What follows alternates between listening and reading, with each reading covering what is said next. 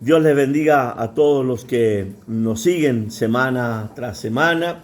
Buenas tardes para uno, buenas noches para otros, buenos días para otros. El Señor les bendiga y en esta oportunidad cumpla el deseo de su corazón y traiga la sabiduría y la gracia para entender esta porción de la Escritura que Jesús dejó marcada en 3 parábolas. Es la única oportunidad en toda la Biblia, o en el que llamaríamos nosotros Nuevo Testamento, donde Jesús habla 3 parábolas para definir el carácter de Dios y de los hombres.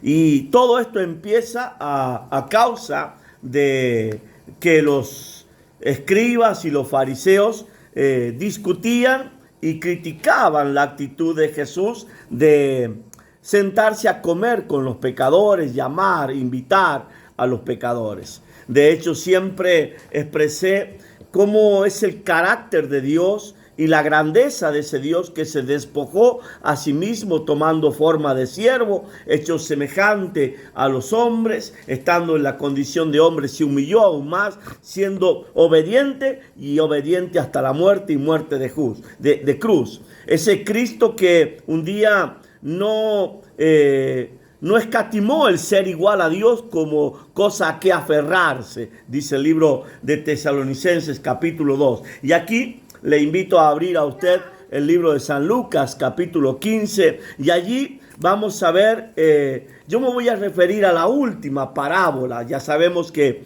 toda parábola es una enseñanza basada en un hecho real, pero así como es una enseñanza basada en un hecho real, tiene secretos que solamente son revelados a aquellos que él llama en intimidad. La parábola es para que los ciegos, los que dicen ver, no vean, los que dicen oír, no oigan, no entiendan ni se salven. Pero luego sí están aquellos a quienes Dios les abre el oído, les abre el entendimiento, les abre los ojos, se los unge con colirio para que vean, oigan, entiendan y estos sí se salven. Yo quiero hacer referencia a partir del versículo 11. En el versículo 3, él refiere la parábola de esos hombres preguntando qué clase de hombre de ustedes, si una oveja se les pierde, no dejan 99, que están seguras, que están garantizadas, que no se van a perder y van en búsqueda de aquella que se extravió, se perdió. Y luego en el versículo 8 hace referencia a la mujer que perdió el día de trabajo, los 2 denarios o el talento, como dice allí la Biblia, y revuelve toda la casa hasta encontrarlo y se regocija. Cuanto más hay fiesta en los cielos cuando un pecador se arrepiente. Y la verdad es que el Cristo de la gloria no vino para sanos, no vino para aquellos que están bien, sino para los enfermos, para los que le necesitan. Y él en realidad lo expresó en muchas oportunidades. Y el versículo 11 del capítulo 15 del libro de San Lucas dice lo siguiente: también dijo, un hombre tenía 2 hijos. 2 hijos. Podemos decir el mayor, el menor, no eran gemelos, no habían nacido como Jacob y Esaú, aunque dentro del vientre ya venían peleando aquellos 2, aún siendo gemelos. Dice la palabra, tenía 2 hijos, 2 hijos. Y dice el versículo 12, y el menor de ellos dijo a su padre, Padre, dame la parte de los bienes que me corresponde. Y le repartió los bienes.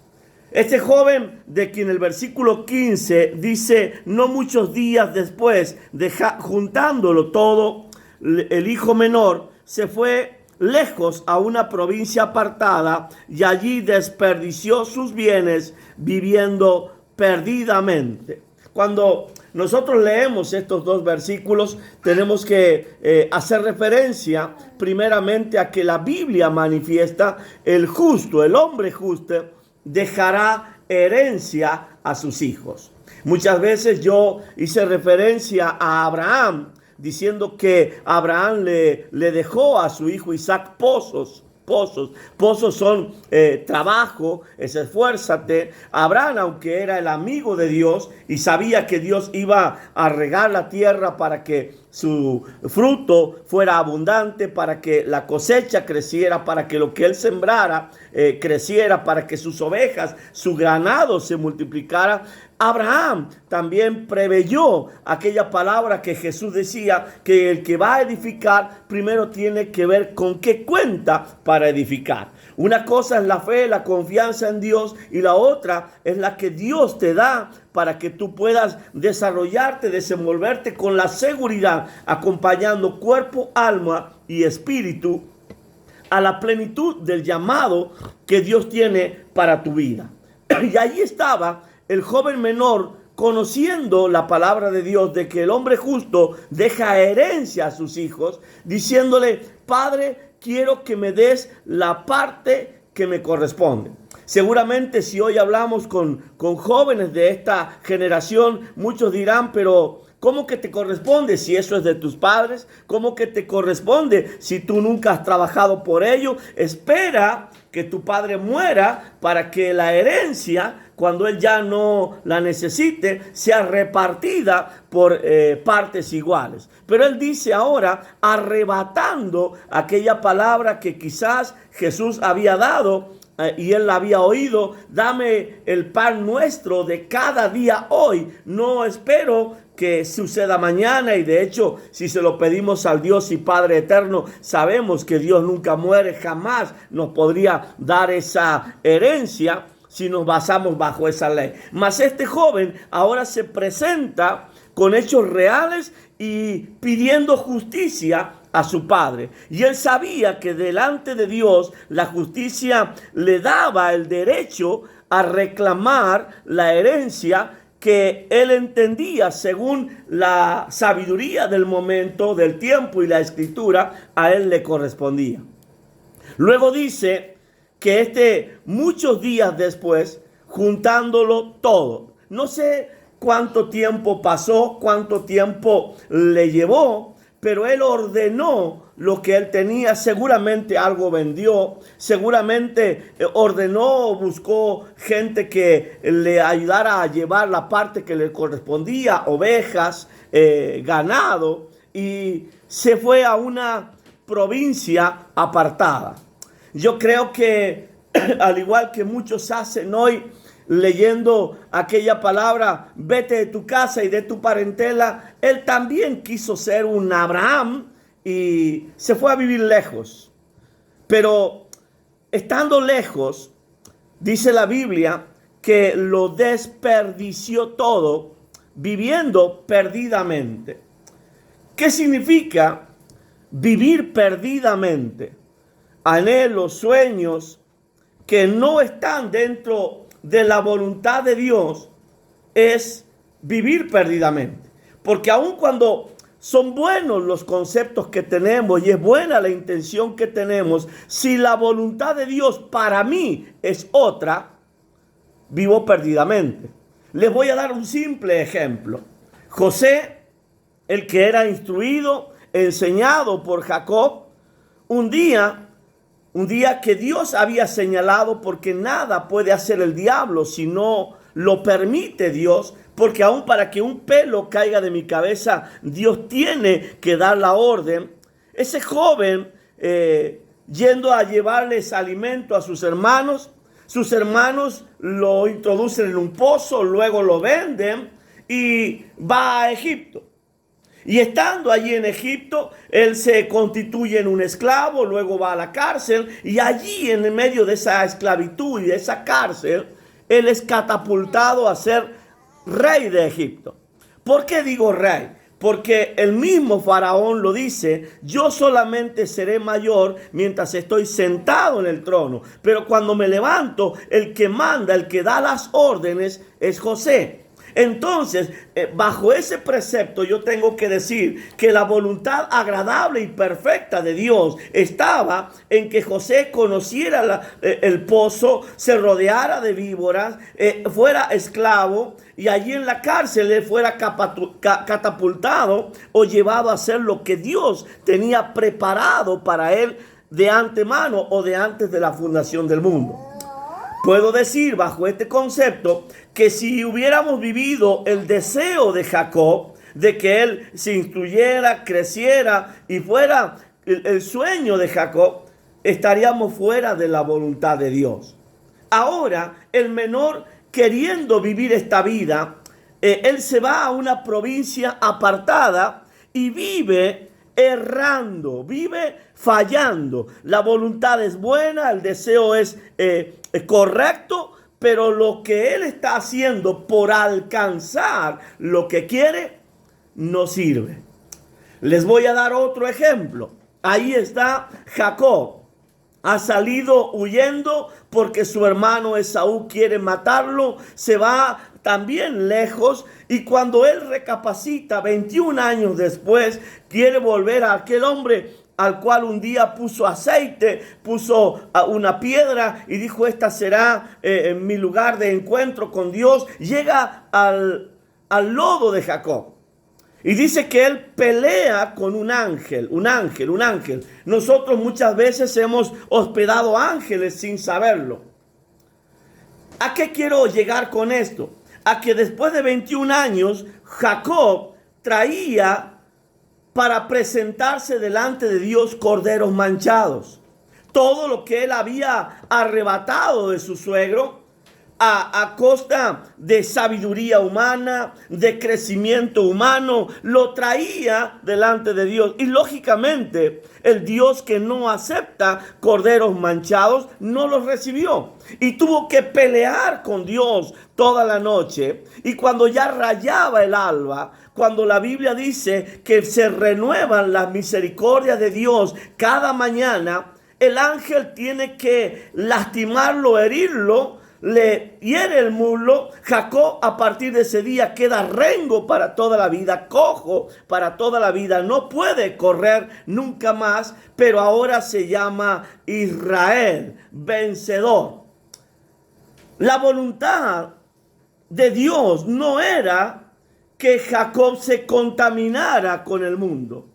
La voluntad de Dios no era que Jacob hiciera negocios con su suegro. La voluntad de Dios era que Jacob se levantara como un hombre que supo aceptar lo que Dios tenía. Por eso es que Dios dice: has luchado con Dios y con los hombres y has vencido. En el caso de este hijo menor, tenía la voluntad correcta, tenía el deseo correcto, pero no tenía la instrucción y la sabiduría suficiente para hacer lo perfecto delante de Dios. Recuerden que la Biblia dice: si entresacares lo precioso de lo vil, serás como mi boca. Si nosotros partimos el pan con el hambriento, tenemos la bendición de ser aceptados y bendecidos por Dios. Pero si tomamos el pan entero y se lo damos al hambriento, nuestra oscuridad será como la luz del mediodía. Cosas que a este joven, por ser el que menor sabiduría tenía, le faltaron. Y dice la palabra de Dios: y cuando todo lo hubo mal gastado, cuando todo lo hubo mal gastado. Cuando tengo la oportunidad de caminar por naciones, provincias, pueblos y visitar congregaciones, y he tenido la oportunidad de volver a congregaciones que he visitado hace muchos años atrás, y veo a gente avejentada en el mismo rol que cumplieron desde el día que los conocí. No crecieron, no maduraron, no se llevaron a un crecimiento espiritual, moral, y viven avejentados, malgastando su vida, sentados en una congregación donde, si bien tienen paz interior, no tienen frutos que lo demuestren.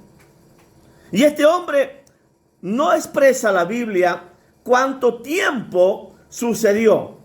Recuerden que Jacob tuvo 21 años desde el momento en que él dijo: moriré enlutado a mi hijo. y el Espíritu Santo se apartó de él, y después de 21 años, en el capítulo 42, dice la Biblia que su espíritu revivió. Él malgastó 21 años. Desperdició. Él creía que era Dios quien le hablaba, pero el Espíritu de Dios se había apartado de él. Y él siguió viviendo, pero sin espíritu. Pablo dice que muchos duermen antes de tiempo. Personas que deberían estar llenas del Espíritu de Dios, tener conocimiento de Dios, no lo tienen. Y cuando uno no tiene la apertura, el conocimiento, la revelación del Espíritu, el mañana te es incierto. Si hay algo que he aprendido en Dios, es que al justo le irá bien. Y no es una frase para alentarnos sabiendo que mañana posiblemente puede ser mejor que hoy. La Biblia dice: joven fui, he envejecido y no he visto justo desamparado, ni su simiente que mendigue pan. Ahora este hijo menor era hijo de un hombre justo, tan justo que antes de morir les repartió sus bienes. El amor a sus hijos, el deseo de crecimiento, el deseo de maduración, hace que él no espere el arrebato de Dios, no espere el día de finalizar sus días en la tierra, sino que se los entrega a ambos. Pero él, siendo hijo de un justo, vivió injustamente, creído por el engaño que él lo hacía bien. Ahora, la intención del hijo puede haber sido la correcta. Me voy lejos a una provincia apartada porque no quiero perder o echar a perder el crecimiento de mi hermano. Recuerde usted que cuando Abraham y Lot crecían, era tanta la abundancia que ellos tenían, que los pastores de unos peleaban con el otro y los animales de uno se entremezclaban con los de otro. Entonces dijeron: apartémonos para que tú puedas crecer y yo también crecer. La voluntad de él fue correcta.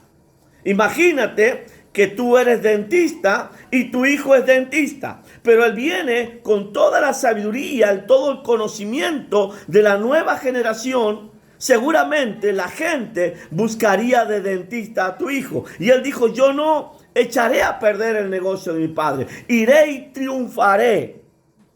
Pero le faltó sabiduría, y sabiduría de Dios. La Biblia nos enseña: este pueblo perece porque le faltó conocimiento, y conocimiento de Dios. 3, 4 versículos de memoria, una Biblia que podemos entenderla de acuerdo a la lectura natural, sin la revelación del Espíritu, pueden ser muchas veces motivos de engaño para que nosotros caigamos en las manos de Satanás. Siempre les dije, este libro con sus 1189 capítulos, 31.100 versículos, está en gran parte escrita en parábolas, y aunque fue inspirada por Dios, fue transcrita por hombres y también traducida por hombres, y muchas veces pueden llevarte al mismísimo engaño, creyendo que haciendo la voluntad de Dios te equivocas. Ahora dice: y cuando todo lo hubo malgastado. Con los años de haber caminado, visitado, tenido amistad con pastores, relaciones continuamente con ellos, puedo ver cuántos han cambiado aún de pensamiento con los años.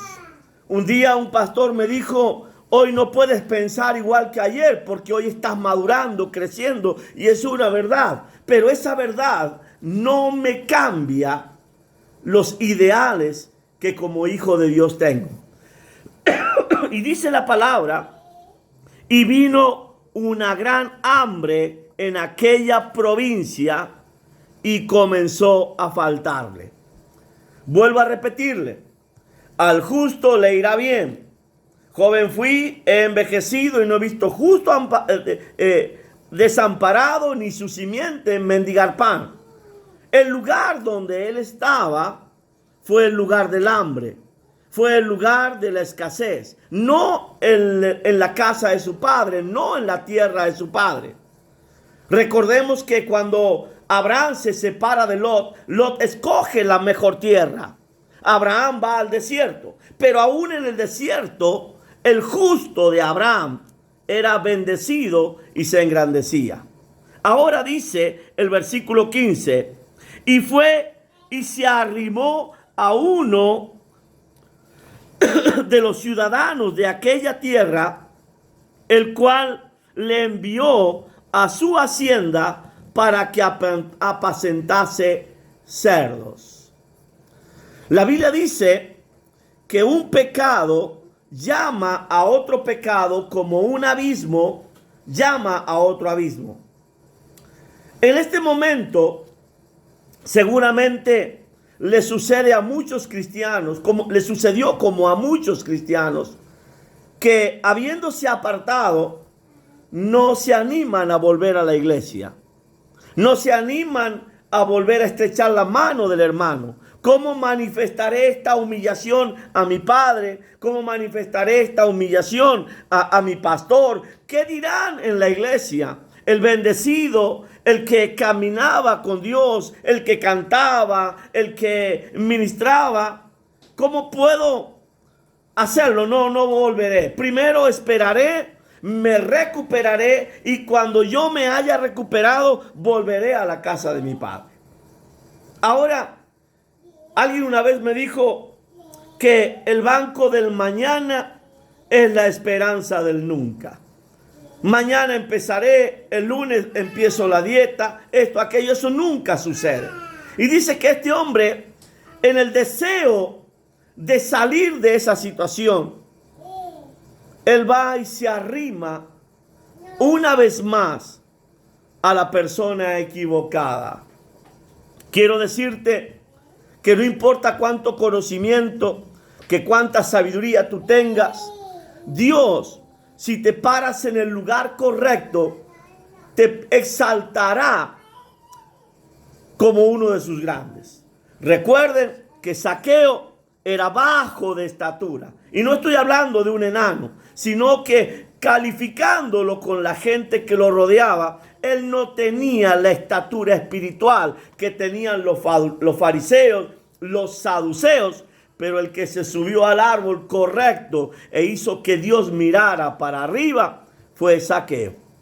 Ahora, estando en esa provincia, se acerca a un ciudadano, a un hombre importante, a una persona que tenía ciudadanía. Este no era esclavo. Y este hombre lo recibe y dice que lo envía a apacentar cerdos. Cuando una humillación llama a otra humillación. Para un judío, tocar cerdos es inmundicia. Pero este hombre ha caído tan bajo que ya se siente inmundo. Y estando en esa inmundicia, él dice, ya no me importa lo que yo toque. Y dice la palabra, para que él los alimentara, los apacentara, los guiara a los chanchos. Dice la Biblia en el versículo 16, y deseaba llenar su vientre de las algarrobas que comían los cerdos, pero nadie le daba. Para la gente del lugar, no hay mayor deleite que humillar o hacer leña de un árbol caído. Recuerda que el hombre, por el solo hecho de ser hombre, nunca buscará bendecir y alentar al prójimo. Siempre habrá alguien que quiera pisotearte y pararse sobre ti.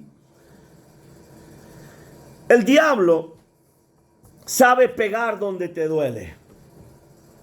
Y este hombre no solo tiene que soportar el olor a los chanchos, lo cual para él es inmundicia, sino que hay gente que a él lo considera menos que un chancho.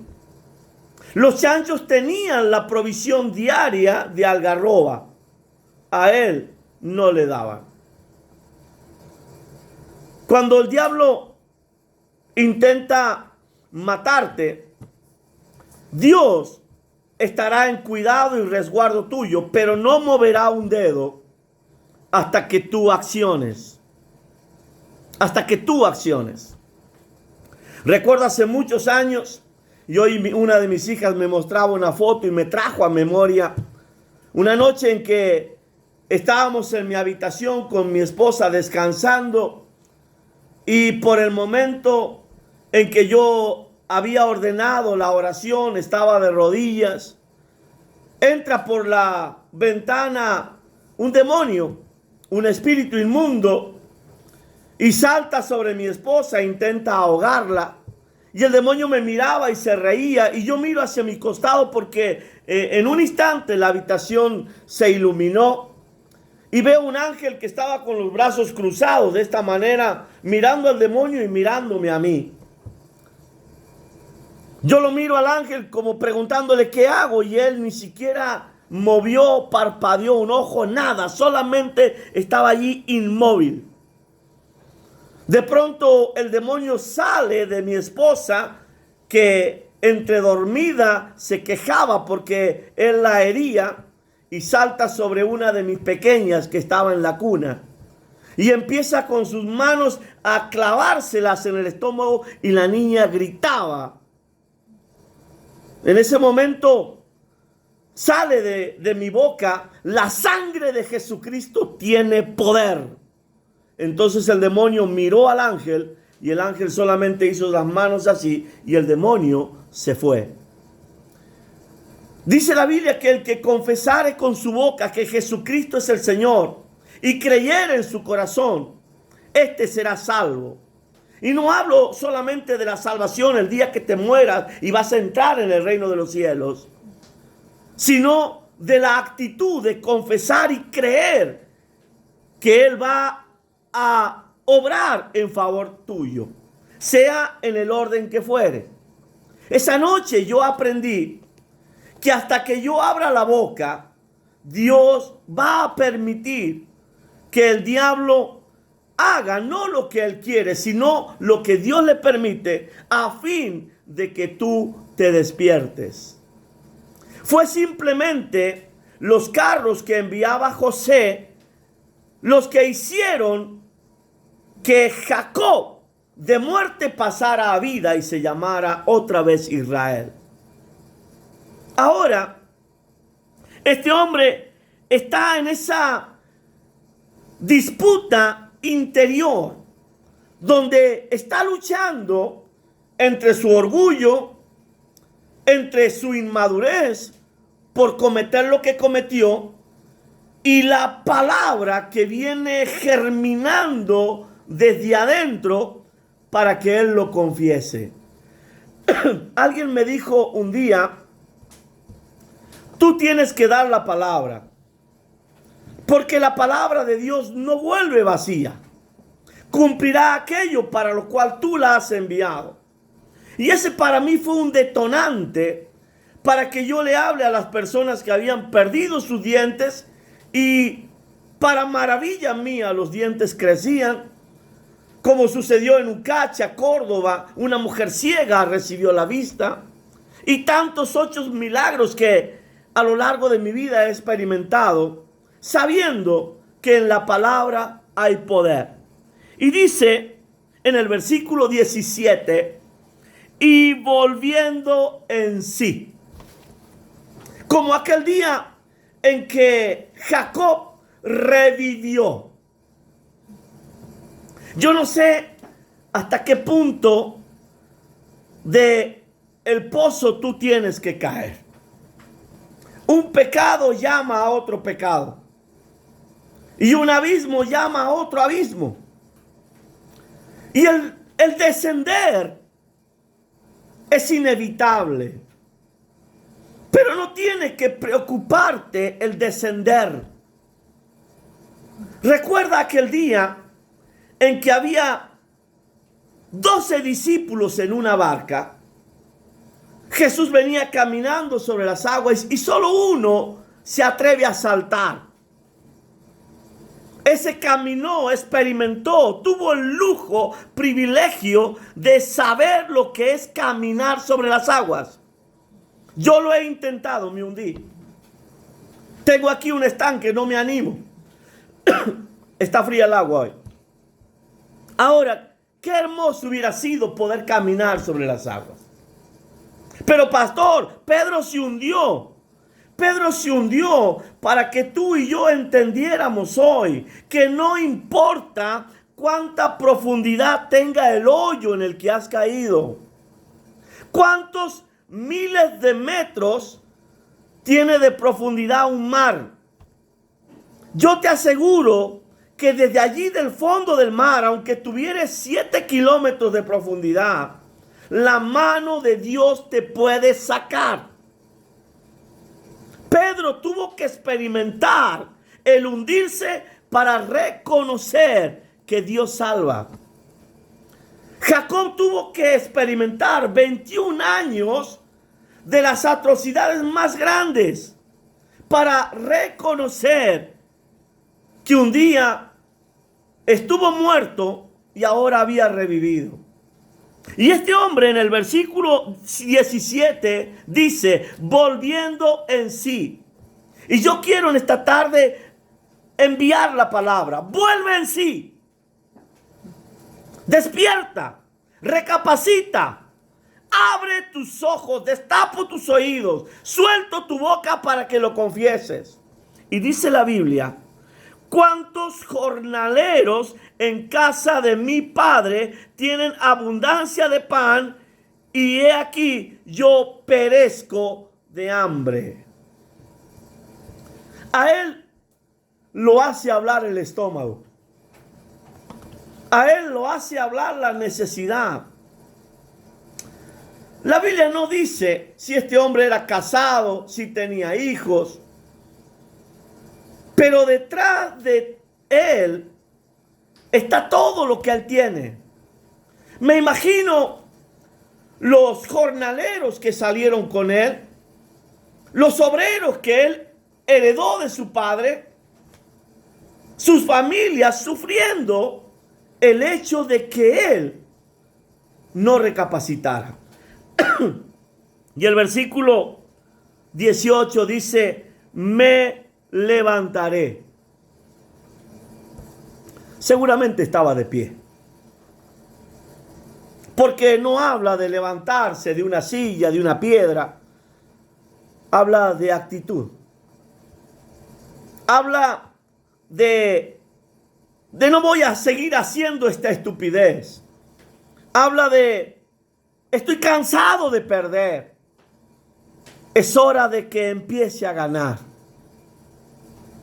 Necesito un padre. Necesito un padre. Pero él ya había repartido los bienes. Ya no tenía más herencia.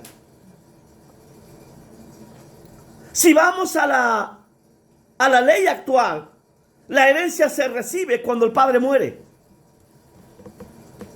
Pero él se acuerda que aunque ya no tenía herencia, tenía un padre. Iré a casa de mi padre y le diré, Padre, he pecado contra el cielo y contra ti.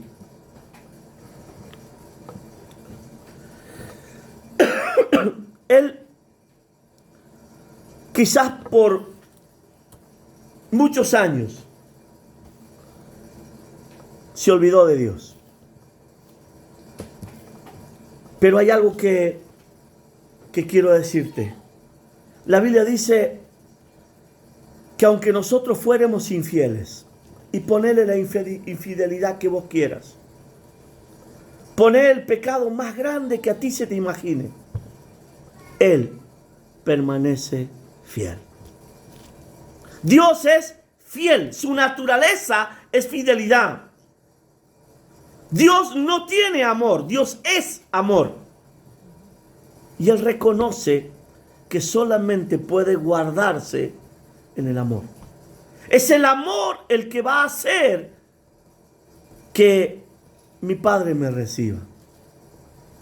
Me gusta cuando la Biblia dice que en los postreros tiempos Dios enviará el espíritu de Elías y hará volver el corazón de los padres a los hijos y el de los hijos a los padres.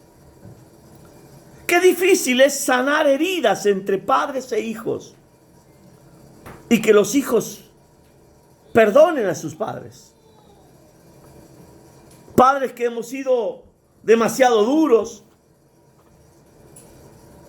y hoy cargan esas heridas de nuestros miedos, porque la dureza de los hombres son solo miedos. Y dice la Biblia, he pecado contra el cielo, pero también pequé contra ti. Seguramente él dijo, no te honré, papá. La Biblia me enseña que yo tengo que honrar a mi padre y a mi madre. No la honré a la vieja. Tampoco te honré a ti, papá. Perdóname. Ya no soy digno de ser llamado tu hijo. No quiero que reclamarte nada. Te pido trabajo. Te pido trabajo, papá. Porque me fui a una provincia apartada. Porque me junté con gente que no me tenía que juntar. Sentíme el olor a chancho. Haceme como uno de tus jornaleros. Ese era el pensamiento que él tenía. Y dice la palabra de Dios, versículo 20. Y levantándose. Me gusta cuando él dispone en su corazón, me levantaré. Y luego dice que se pone en acción. Siempre manifiesto que hay personas que desperdician su vida orando.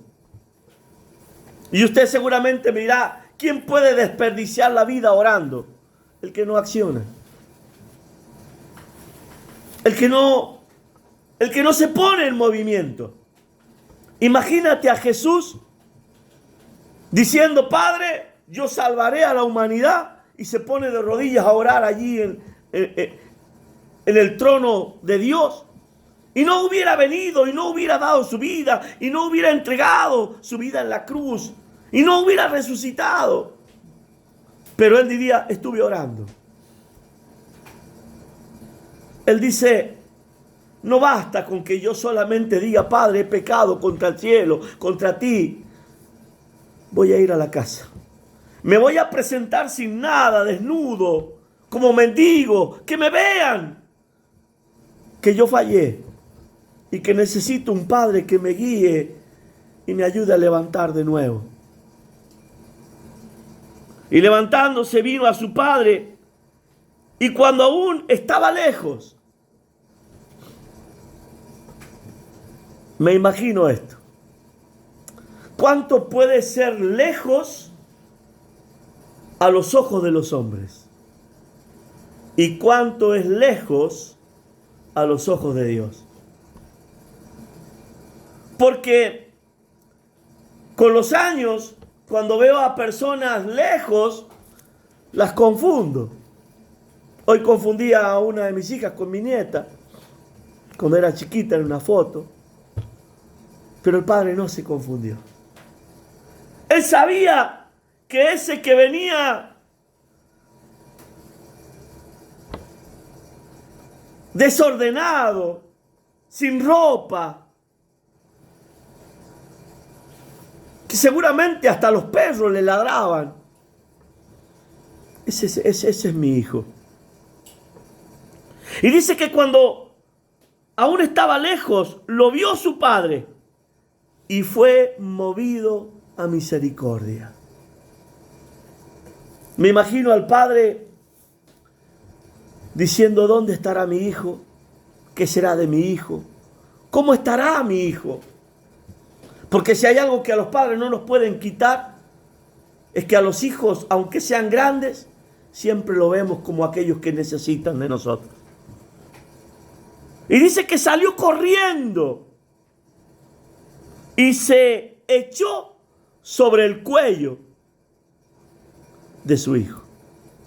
No es el hijo echando sobre el cuello de su padre.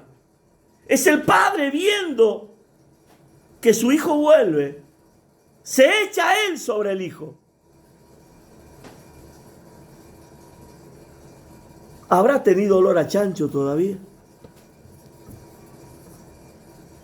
Al padre no le preocupó. Al padre no lo desalentó que su hijo estuviera sucio, desnudo. Lo abrazó. Y dice la palabra, lo besó.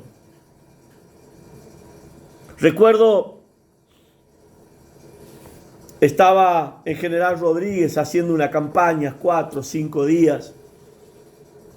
Y cuando ya había terminado la actividad, era en un campo al aire libre. Me acuerdo que del medio de la oscuridad se oía que era una mujer la que venía, pero venía mal vestida, cubierta. Y cuando estuvo a unos metros míos pude sentir el olor a podredumbre. La mujer a 2 metros empezó a llorar y a pedirme que yo orara por ella. Tenía lepra. No me animé a abrazarla.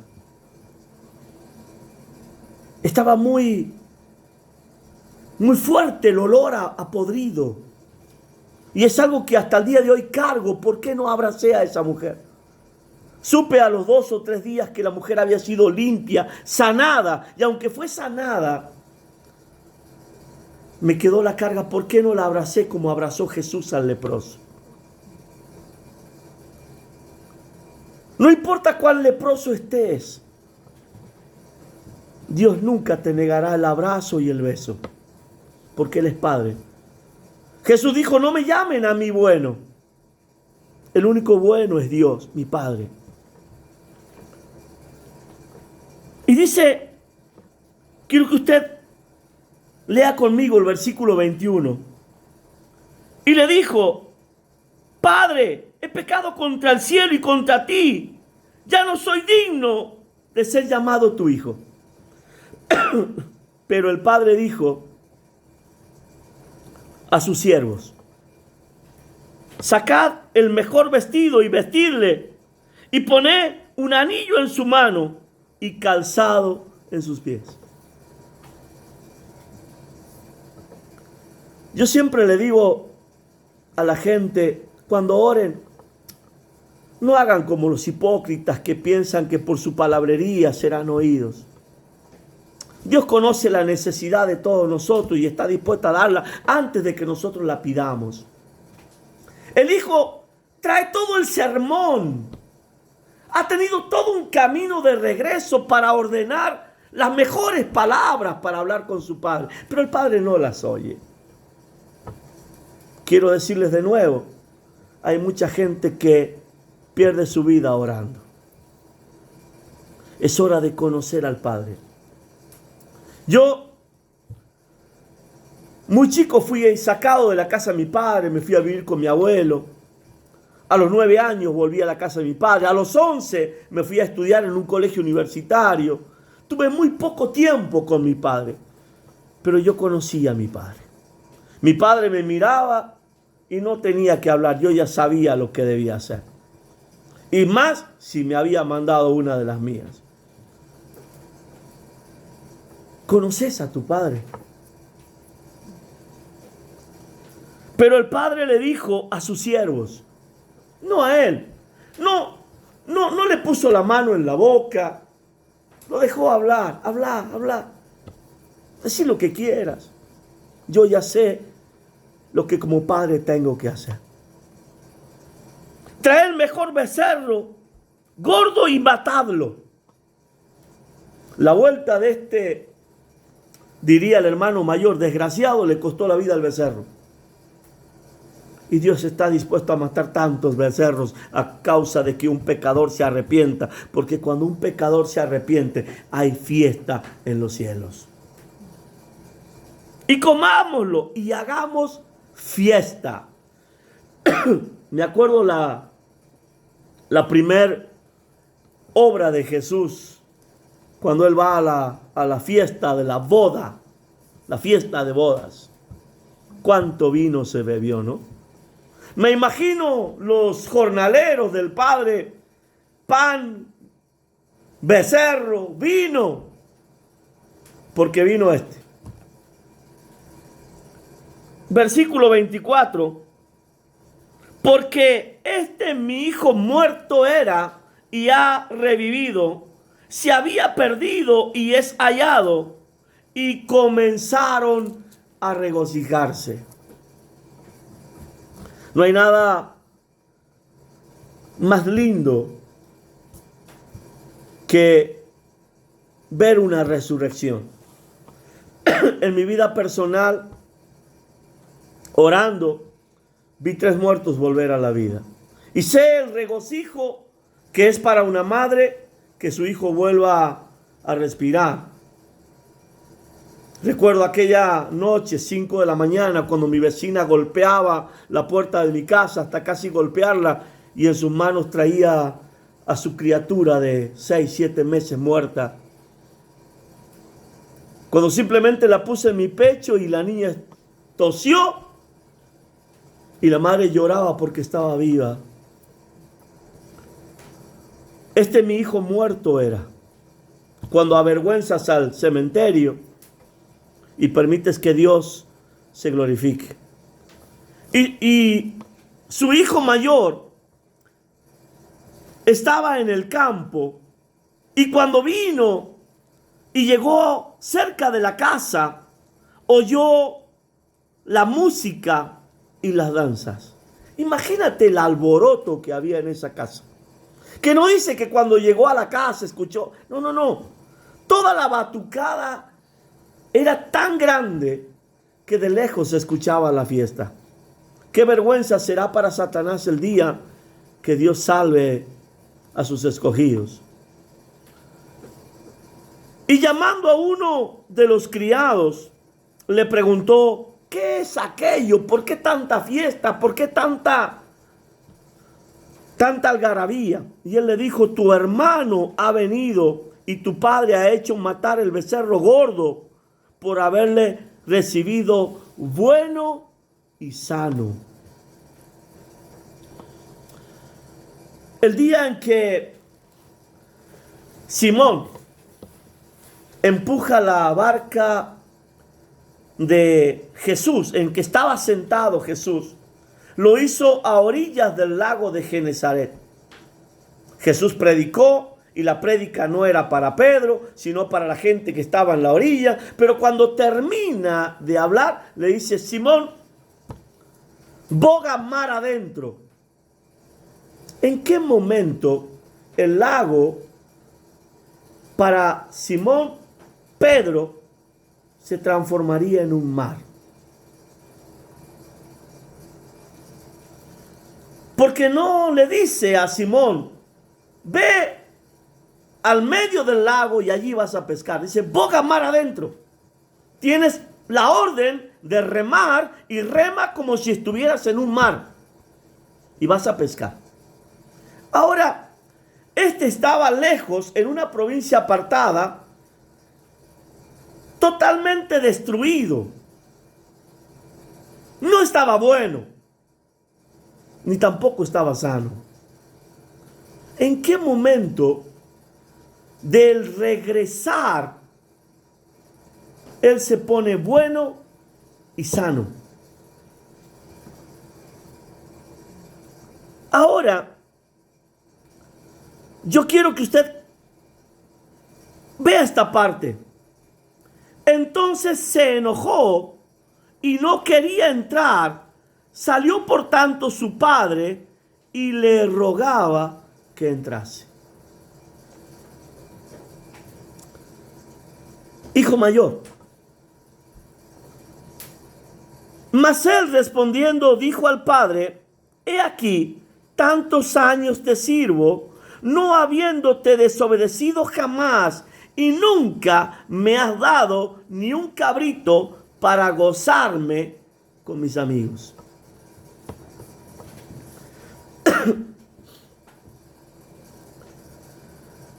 Cuando se reparte la herencia, el padre les da partes iguales a sus hijos. Pero yo pregunto, ¿el padre no trabajó más? ¿No produjo más? ¿O era el hijo mayor el dueño de todo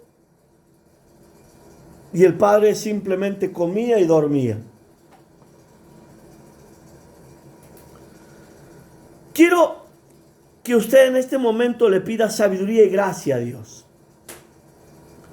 Porque he escuchado a lo largo de los años cómo gente predica del Cristo que caminaba por Iturrea, Idumea, Jerusalén y toda la tierra de Samaria.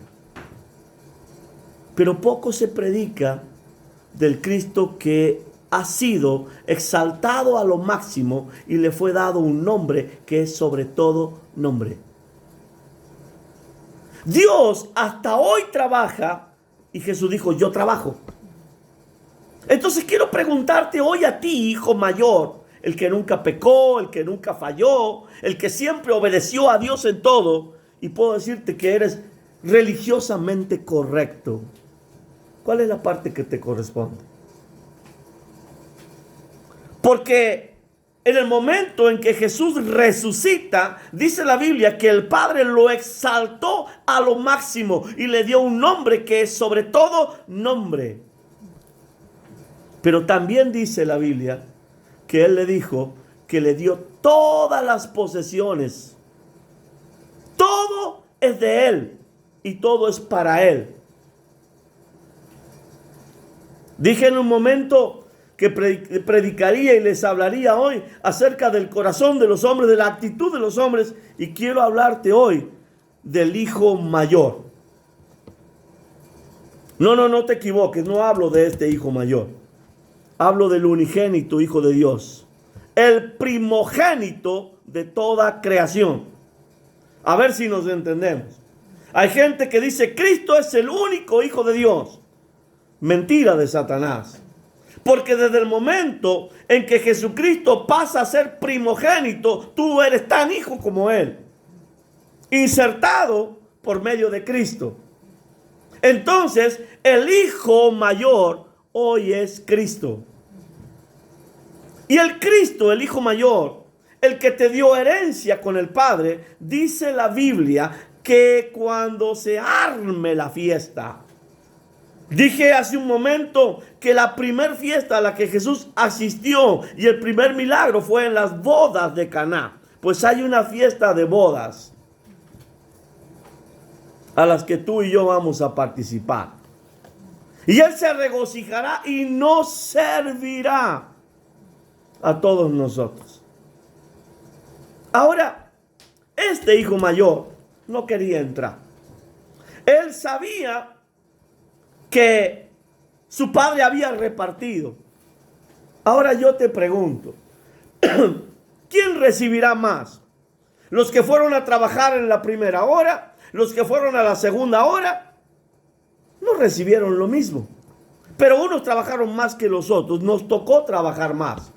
Pero Dios tiene misericordia de quien quiere tener misericordia. Y Dios salva a quien Dios quiere salvar. Al fin y al cabo, Él es el Padre. Y ahora dice la Biblia que en el versículo 30, pero cuando vino tu hijo, ya no lo reconoce ni como hermano. Si hay algo en lo que yo insisto en este tiempo, es que en que toda la ley y todos los profetas se resumen en esta sola frase: amarás al Señor tu Dios con todo tu alma, con todo tu cuerpo, con todo tu espíritu, con todo tu ser, y a tu prójimo como a ti mismo. Ahí se resume toda la ley y todos los profetas. Este ya no tenía ley, este ya no tenía profetas. Su hermano había muerto. ¿Cuántos muertos llevamos en nuestra vida? ¿Cuántos muertos cargamos? Porque aunque están vivos, yo a ese no lo hablo. Me hirió, me lastimó. Se llevó la mitad de lo que hubiéramos podido hacer juntos. Y el padre podía haber reclamado: yo todavía estoy aquí, lo estoy produciendo. Pero él les recuerda algo. Dice el versículo 31. Entonces él le dijo: hijo, tú siempre estás conmigo. Quiero que me acompañe. Y todas mis cosas son tuyas. Vuelvo a hacer énfasis. Si él ya lo había repartido y dado partes iguales, él ya no tenía que tener nada. Pero él dice: aún lo que yo produje después de que le repartí, sigue siendo tuyo cuando tú tienes un hermano. ¡Wow! ¿Lo entiendes? Porque si hoy volvemos a repartir, a tu hermano también le corresponde. Porque todas mis cosas son tuyas. Es mío. Lo que produje después de haber repartido es mío. Pero tú has disfrutado de ellas todos los días. Mas era necesario hacer fiesta y regocijarnos, porque tu hermano, al que tú no quieres llamar hermano, estaba muerto. Yo coincido contigo. Él falló, él equivocó, él cometió lo que no tenía que cometer. Estaba muerto. Pero alégrate porque ha revivido. Estaba perdido y es hallado. Qué hermoso sería encontrar ese talento que la mujer perdió hoy cuando se hace tanto esfuerzo y amor por el dinero, encontrarlo. ¿Quién perdiendo X cantidad, el sueldo, la ganancia del día, si la encuentra, quién no se regocija?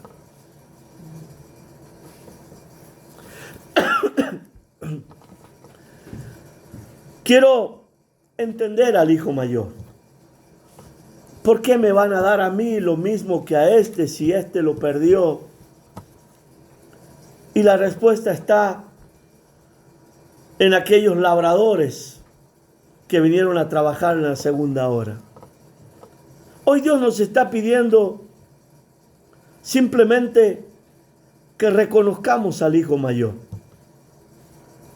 Colocarlo así como Moisés colocó la serpiente de bronce, para que todo aquel que mire a esa serpiente, no importa cuántas víboras lo hayan mordido, no moriría. Hoy el hijo mayor, Jesucristo, te dice que está preparando morada para ti y para mí. Y no va a mirar tus pecados ni los míos, ni mi morada va a ser menor que la tuya o la tuya más grande que la mía. Él nos dará el lugar que Él entiende que tú y yo merecemos en los cielos. Es verdad que habrá 144,000 que irán con Él a todas partes, porque no conocieron mujer, no tuvieron ese tipo de pecado. Pero hay otros que seremos columnas de templo. Otros los colocará no sé en qué lugar. Pero Él tiene moradas para ti y para mí. Y dice que está esperando el día para hacer gran fiesta. De hecho, cuando un pecador se arrepiente, hay fiesta en los cielos. Eso no se compara a la gran fiesta que Él hará y nos servirá el día que sean las bodas del Cordero. Quiero decirte en este día que el Padre está mirando a lo lejos y te reconoció y vio tu cuello y quiere apoyarse y quiere besarte. Simplemente porque aunque tú has sido infiel, Él permanece fiel. Te está llamando. Y ahí donde quiera que estés, quiere que la misma actitud que Él tuvo contigo, de recibirte, de abrir los brazos, de besarte, de borrar toda tu historia, tus pecados, de ponerte anillo nuevamente, vestido y calzado en tus pies. Se me va a hacer muy extensa la palabra, pero el anillo tiene un significado, el vestido tiene otro significado, y calzado en los pies, el apresto del Evangelio va a ser sanado. Y vas a conocer y te va a ser revelada la palabra. Y tendrás tú y tu casa ese sueño y ese anhelo que Dios puso en tu corazón hecho realidad. Que Dios te bendiga y te sorprenda durante estos días y que esta noche sea una noche de meditación. Bendiciones para todos.